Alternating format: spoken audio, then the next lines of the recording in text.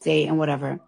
And I turn around and I literally see this woman. She's in a wheelchair and she looked like in distress or something. Like she looked in distress. So I looked at her. I couldn't even believe my eyes because I feel like I've been waiting for this moment for a long time. I couldn't even believe my eyes. And I can't believe I'm in France. And this is happening all there and then. So this woman is in a wheelchair and I look at her and I said, "You good?" And she said, "I don't feel well." And I'm like, "Oh, okay." So then I told my security, and let me tell you something about my security. I know that you guys see him in pictures. I know that you guys think, but me and my security been my security already for like 6 years, and like my security is a big crip. You know what I'm saying? So his opinion to me matters. Not even his opinion, but it's like I will never like to look pussy in front of my security because I feel like if I do some pussy shit, I know my security gonna be like, "Bitch, you're pussy." Because that's the type of relationship that we have. So I told my security, right? I'm like, "Yo, this chick is right behind me." Like and he's like, "Oh my God, like she's in a wheelchair." So I asked him, "What should I do?" Because at the end of the day, we are in France. And you know what? It would have been really easy for me to just snuff her in a wheelchair. But I'm like, "Yo, what should I do?" Because we're in France and we in Cannes and I'm about to fly to Paris to shoot my album content. Everybody's waiting for me. But either way, so we are in France and we're gonna go to jail. So he was like, "You know what? Let's catch her upstairs in the lounge." Because the TSA that we went to is a TSA that you go through and then you go upstairs to a private lounge. And you know, like you in a private lounge, you could go to the bathroom, you could do whatever the fuck you practically want in the lounge. So I'm like, that's where I'm gonna catch her at. Like that's where I'm gonna pop it off. So, and yes, I know that I'm grown. I know that I'm grown and I shouldn't have that mentality. But let's be fucking for real. If I wouldn't have said nothing and if I would have been an adult, she would still would have came online and would have been like, "Oh, I saw Cardi B and she didn't do nothing. She's pussy." And on top of that, I don't care what it is. Your security, no, your friend's security and you attacked me. Y'all grabbed me. No, the security grabbed me and you attacked me. And if you thought I was gonna let that shit fly, you out of your fucking mind. Like I can't die on this earth. I can't live and die knowing that somebody put their hands on me and I never did nothing back. Like, bitch, I'm from the Bronx, you from the Bronx. You know what's up. So anyways, I'm on the line and I'm waiting because I know she has to go upstairs to the lounge and we're going to the lounge. And it's like, all right, that's where we're going to handle our business. Because I know she's aware that we in cons and I'm aware that I'm in cons. Like, ain't nobody trying to go to jail. So I'm on the line and now I see that she's set up now. Now she's not in the wheelchair. Now she's standing, but she's staring at me. Like she's staring at me, like literally staring at me. She's not getting her eyes off of me. So now I'm already thinking to myself, like, it's like fuck it. Like it is what it is. We're about to fight right now. Cause she looking at me like she wanted. So that's when I start arguing with her and like I start arguing with her and she's just telling me like you need to grow up, like be for real, grow up. So that's when I threw a JBL speaker on her head and she said, "You feel better about yourself?" And then she's acting like now she's gonna fight, like, but she wasn't being like aggressive. She was like, "Oh, okay, now," because I guess she was sick. I don't know what was wrong with her. So then I guess my security is like, I like now he in between both of us because now the police is really coming. Like they're really rushing to the part of the airport. And she was saying, "You feel good now? Like you good? That's what you wanted?" And I kept saying, "Yeah, that's what I wanted. Of course I'm gonna get my lick back." And you know that I'm not lying because she practically saying it herself. I don't know why you said that I was throwing a shoe and why you not saying that you got hit in the head with your with whatever? But you know what? Whatever. At the end of the day, you know I'm not lying because even herself said, "You thought I wasn't gonna get my leg back." I wouldn't have said that if it was just me arguing with her. I wouldn't have said that if a shoe went flying somewhere. You know I said I said I got my leg back because you got hit. And you know what? I'm good.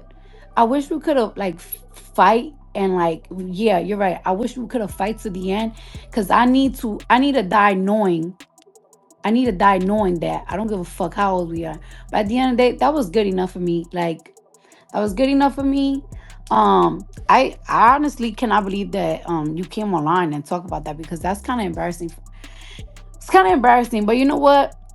I guess it's good traction, good story. It is what it is still. And I'm glad. And you know what? Now that I got my leg back and you hear me and I hear you, um, fuck it. You know what I'm saying? Like, it is true. Like, we are older. We are mothers. You're in your 40s. I'm in my 30s. But I wasn't gonna let you go back and report to your boss and say that I ain't do shit. Cause I never been pussy. One thing about me, I know I'm very small. I'd rather get beat up 30 million times than a bitch ever say that I'm pussy. I'm never pussy. I don't give a fuck how much bigger than you are than me. 7 years. That's how long Cardi B has been waiting to get her revenge on RAH Ali, and it finally happened in the most unexpected place, a private airport lounge in France. Forget red carpets and flashing cameras. This wasn't a staged PR stunt. This was raw, personal, and fueled by nearly a decade of bad blood. Witnesses say Cardi spotted RAH, and within minutes, chaos erupted. But to understand why Cardi would allegedly throw a JBL speaker at someone in a foreign airport, you've got to go back to where this all started. It was 2018, the Harper's Bazaar Icon Party, Fashion Week's biggest night. Cardi B and Nicki Minaj had been trading shots for months, both online and behind the scenes. Tensions were already sky high, and right there by Nicki's side, RAH Ali, her friend, reality star, and fellow love and hip-hop alum.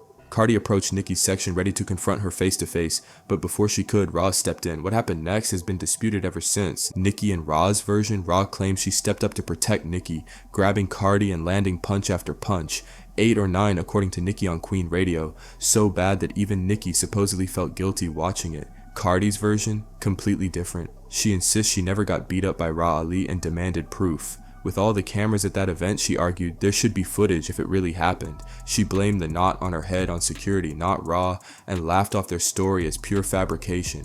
Still, Cardi left that party barefoot, dress ripped, and with that visible knot, exactly the image Nicki's side needed to fuel their claims. In the years that followed, the feud never died. RAH and Nicki's supporters repeated their version of the story. Cardi dismissed them as liars, and the tension stayed alive in interviews, social media posts, and fan chatter. 7 years of rumors, shade, and unresolved bitterness, and then just a few days ago it all exploded again. Cardi was in Cannes, France for her album cover shoot.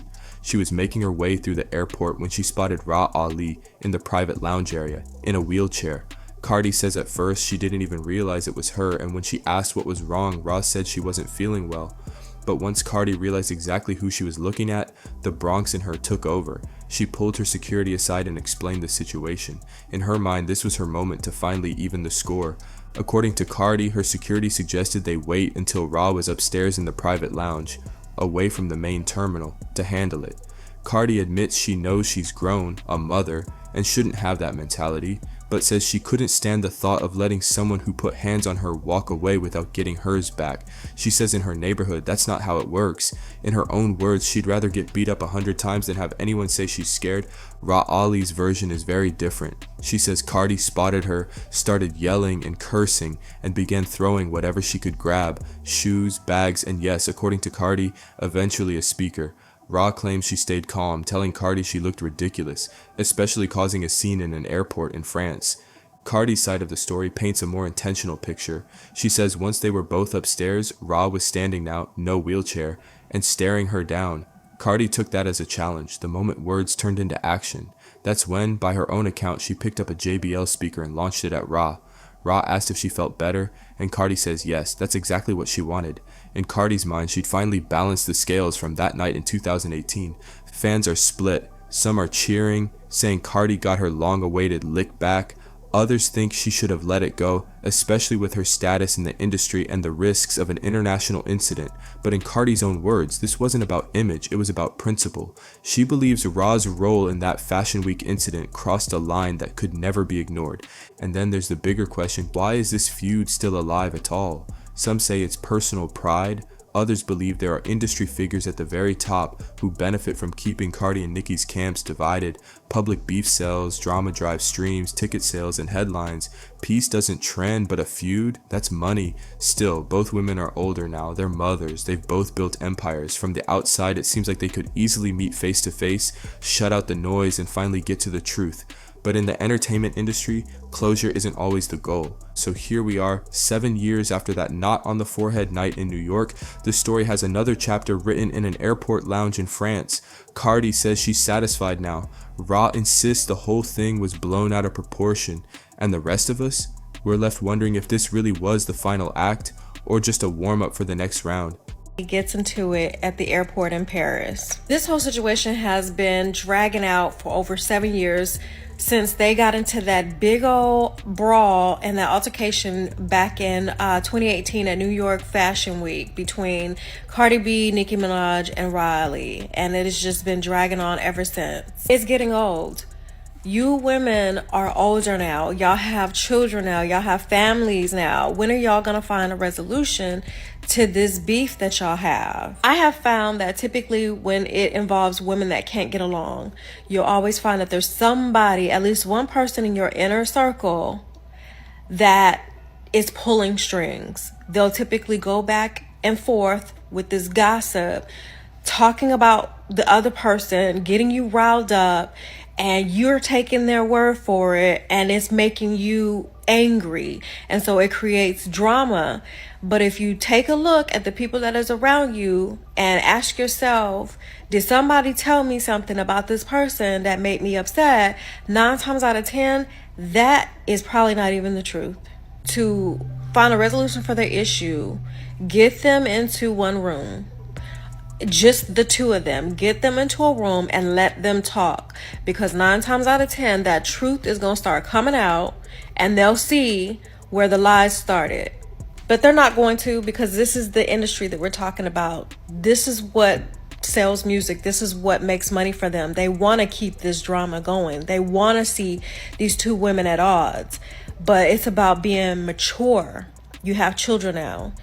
And the best thing that y'all can do is have a conversation, and at the end of it, see if there was something that was started between y'all just purely for the mess. I feel like this beef between both of these women were done strategically on purpose.